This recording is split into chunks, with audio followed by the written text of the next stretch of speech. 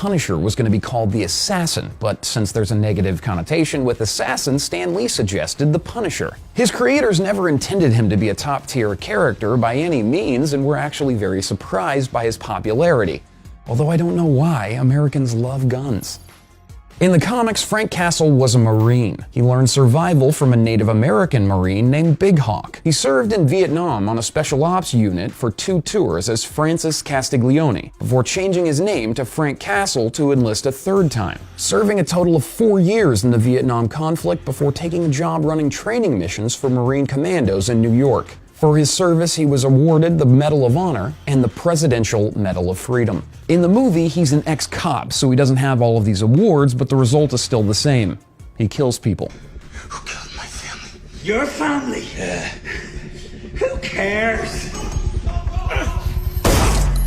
In the original comic storyline, Frank and his family were at Central Park where they accidentally witnessed a mafia killing. The Castles were attacked by the mobsters to eliminate any witnesses. Frank's family all died, and Frank vowed to spend the rest of his life avenging their deaths and killing those who would hurt the innocent. In the film's and Netflix version, Frank's family is always killed, but the way they are killed varies from car bombing his immediate family to killing all of his family and friends while they're on a tropical vacation.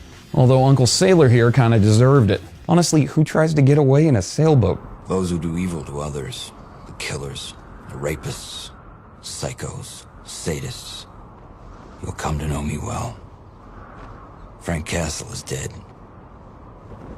Call me the Punisher. Punisher started as a villain in the Amazing Spider-Man comic, where he is tricked into targeting Spider-Man. But after the web-slinger beats him up, he calms down enough to understand he was getting played all along. He put his trust into a green dude named the Jackal. Who could have imagined that guy wasn't stable, huh? Frank Castle's in and out of jail, which isn't a bad place to be if you want to kill bad guys. Unless they're in there for like lesser drug crimes, in which case they might not be that bad. The Punisher has ethics. He doesn't kill kids or allow anything bad to happen to them if he knows about it. She's barely 12. Guaranteed.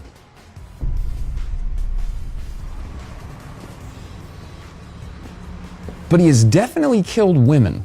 He has drowned people in toilets, punched polar bears, used a little person as a club to kill other little people, and once he shot off Wolverine's balls and then ran him over with a steamroller. Look, I don't know what his ethics are. I just know that he has them, probably. Give me your wallet.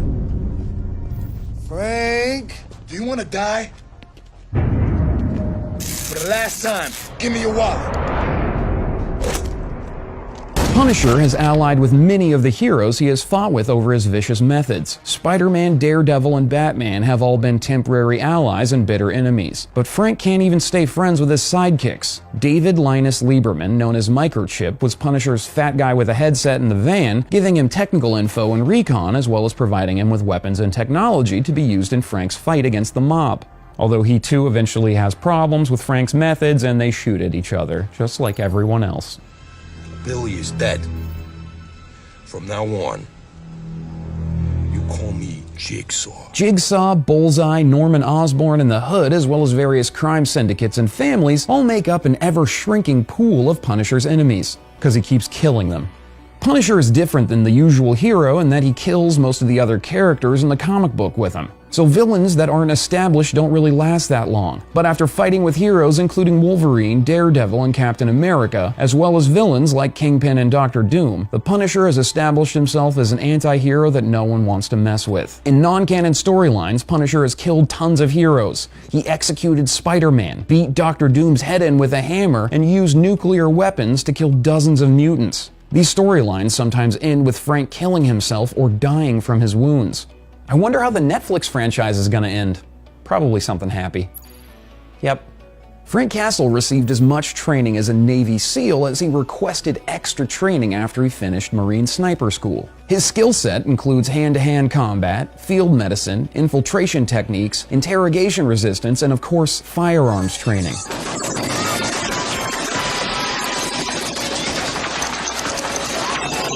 Apparently he's an expert marksman, although it's not really apparent from this clip. I just thought it was funny that Dolph Lundgren shoots a machine gun at casino machines for like a full 30 seconds in a feature-length film. The 80s were weird.